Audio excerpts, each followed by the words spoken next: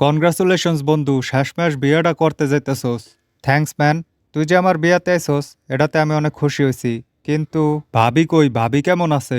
হ্যাঁ, ভালো আছে। শোন, লোকজন তো ভালোই হয়েছে দেখা যাইতেছে। হ্যাঁ, যাদের যাদের দাওয়াত দিছিলাম সবাই আসছে। তুই এটা কি পরাইছস? হ্যাঁ, ও এইডা সেন্টু গেঞ্জি পরা কেউ বিয়াতে আহে? ওই বেটা পাঞ্জাবি পরেছে আর আমি সেন্টু গেঞ্জি পরাইলে দোষ? পাঞ্জাবি? পাঞ্জাবি বিয়ার নর্মাল পোশাক। কখনো শুনছস সেন্টু গেঞ্জি পরা কেউ বিয়াতে আহে প্লাস আবার টাই লাগাইছস?